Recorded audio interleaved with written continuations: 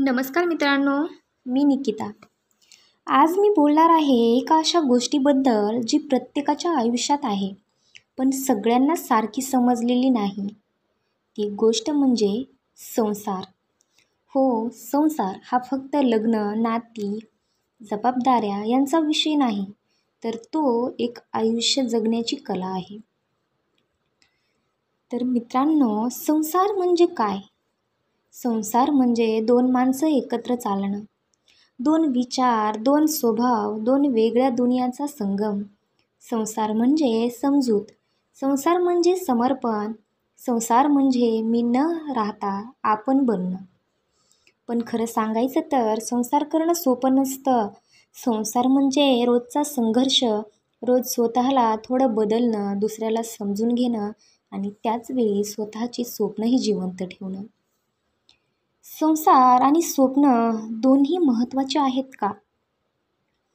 संसार म्हणजे स्थिरता आणि स्वप्न म्हणजे उडण. दोन्ही एकत्र जमतं का? हो, जमतं, जर दोघांमध्ये विश्वास असेल तर. कधी विचार केलाय का एखादी मुलगी लग्नानंतर बदलते का? नाही, ती फक्त स्वतःची स्वप्न थोडी बाजूला ठेवते. ती घरासाठी जगते, मुलांसाठी जगते, पण तिच्या मनात अजूनही काही अपूर्ण स्वप्न झालेली असतात. कधी एखाद्या रात्री ती शांत बसलेली असते आणि मनात विचार येतो, मी पण काहीतरी करू शकले असते. हा विचार म्हणजे तिचं अपूर्ण स्वप्न असतं. ती तक्रार करत नाही, पण तिच्या डोळ्यामध्ये इच्छा असते. स्वप्न म्हणजे आत्म्याचा श्वास. स्वप्न ही फक्त करिअर किंवा पैसा नाही, ती म्हणजे ओळख असते. ती म्हणजे स्वतःला सिद्ध करण्याची इच्छा. संसारात जेव्हा माणूस दिवस रात्र काम करतो, घर सांभाळतो, जबाबदाऱ्या पेलतो, तेव्हाही त्याच्या मनात एक कोपरा असतो जो म्हणतो, मला अजून काही करायचं आहे. कधी संसारासाठी स्वप्न थांबवावी लागतात, पण स्वप्न थांबवली तरी ती मरत नाहीत. ती म्हणतात, जिवंत राहतात आणि योग्य वेळ आली की पुन्हा उभं राहतात. संसार आणि एका स्त्रीचं स्वप्न.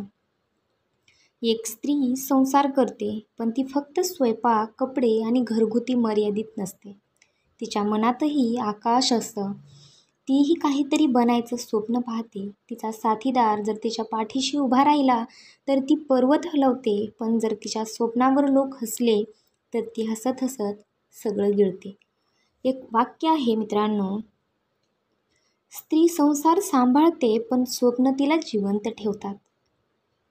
स्त्री संसार सांभाळते पण स्वप्न तिला जिवंत ठेवतात. बघा किती छान वाक्य. ती आई असते, पत्नी असते, पण त्याच वेळी ती एक माणूसही असते, जिला काहीतरी करायचं आहे स्वतःसाठी, स्वतःच्या मनासाठी. पुरुष आणि संसाराची जबाबदारी. पुरुषही कमी झगडत नाही मित्रांनो. तो कुटुंबासाठी मेहनत करतो, स्वप्न बाजूला ठेवतो, पण त्याच्या डोळ्यामध्येही एक इच्छा असते, एक दिवस स्वतःसाठी काही करायचं. संसारात जो जगतो पण त्याचं मन कधी कधी शांत होतं, कारण त्यांची स्वप्न अपूर्ण असतात. संसार जगताना स्वप्न हरवू नयेत आणि स्वप्न बघताना संसार विसरू नये. हे संतुलन ज्याने शिकलं त्यांचं आयुष्य सुंदर होतं. स्वप्न पूर्ण करण्यासाठी संसार मांडणं चूक आहे आणि संसार वाचवण्यासाठी स्वप्न मारणं पण चुकीचं आहे. दोन्ही टिकवता येतात जर एकमेकांची साथ असेल तर.